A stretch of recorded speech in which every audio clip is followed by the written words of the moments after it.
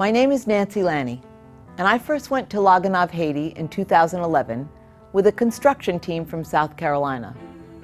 The young woman teaching English at the Wesleyan Mission on Gonave was overwhelmed with more sections of class than she could manage.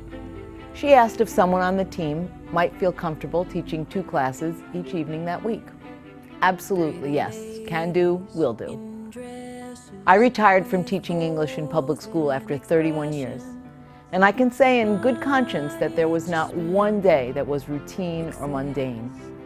I loved every moment as a classroom teacher, had many excellent students over the years, and made a decision to retire somewhat unexpectedly. But in all that time, I never knew the kind of thirst for and gratitude for learning that I saw in those young men and women. These were people who worked or were in school all day, who were also caring for people at home, homes where getting supper means first lighting a charcoal fire, and studying lessons means reading by the light of an oil lamp.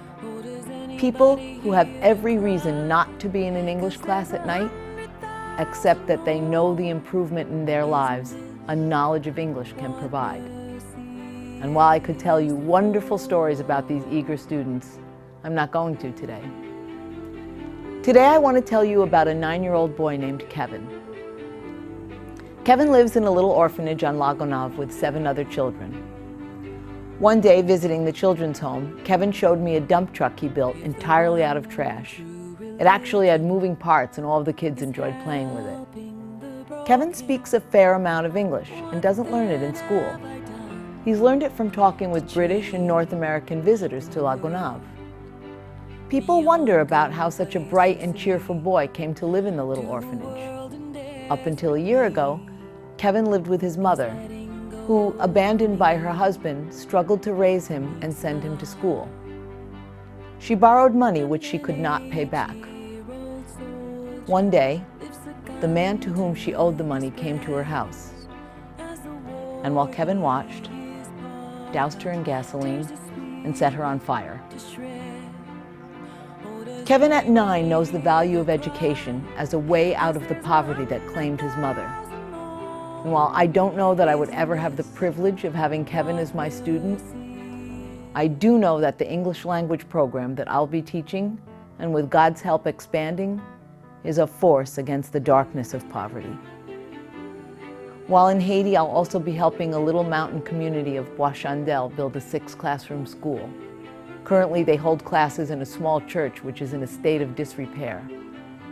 The construction of the school will employ local labor and use local material, thus benefiting the entire community. Haitians have a saying in Creole, "Sa bon Dieu sere pou la valas pa capote ale." What God keeps for you, even the flood can't wash away. My prayer is that you would be willing to share in the gift that God has kept for me, that you would be willing to partner with me with spiritual and financial support to keep and expand the English program at the Wesleyan Mission on Gonave, and to help the children of Bwa Chandel have their school.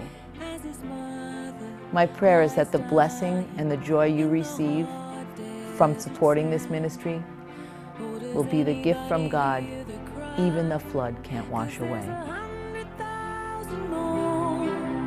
Isn't this what